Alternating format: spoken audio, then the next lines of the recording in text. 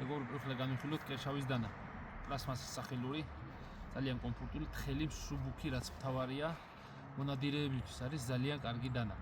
სატყავებლათაც, ხორცის დასაჭრელათაც. D2 ფოლადი, თლიანი მეტალია, არ გატყდება ადვილად.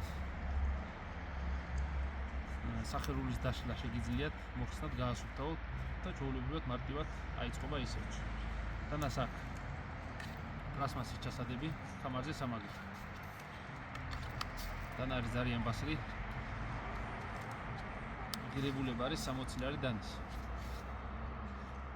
სასაჩუქრეთაც იდეალურია მონადირისთვის, არ შერცხვებით. ზომებსაც გეტყვით ახლა 25 სანტიმეტრია დანის სიგრძე. ჭრელი პირი არის 13 სანტიმეტრი. საკმაოდ კარგი ხარისხი. ყველა დანა არის მეგობრებო ჩინეთის წარმოების, უმაღლესი ხარისხების. ორიგინალი დანების ფასები, ვინც იცის დანის ფასი, ყველა მიცის რა ფასებიც აქვს. ესენი არის ჩინური პირველი ხარისხის დანები, ძალიან კარგი. ჩემ გამომწერებზე, მხოლოდ და მხოლოდ ჩემ გამომწერებზე თბილისში და რუსთავში იქნება მიწოდება უფასოდ. ნებისმიერ დანას მივაწოდებ თბილისში და რუსთავში უფასოდ. D2 ფოლადია დანა, ძალიან კარგი ხარისხი.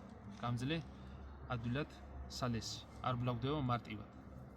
ზოგმა იცის მარილის გაჭრიდა, მარილიანს დაჭრიდა და ბლავდება და ეგეთი რაღაცები, არა, იმიტომ რომ მე თვითონ გამომიყენებია პრაქტიკაში და ვიცი რა დანაც არის. ნებისმიერ დანა ძალიან კარგი ხარისხი. ვცდილობ რომ ჩემი დანები იყოს რაც შეიძლება მაღალი ხარისხის. ყველა დანას ნელ-ნელა გავტესტავ. კინა რა თქმა უნდა დანით არ უნდა ჭრა.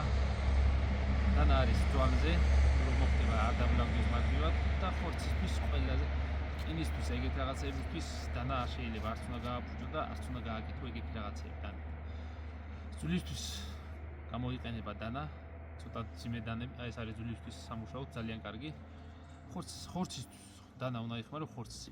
ძვლისთვის არის სული და ნაჯახი ეგეთი რაღაცები, ჯერჯერობით არ მაქვს, მექნება ცოტა ხანში.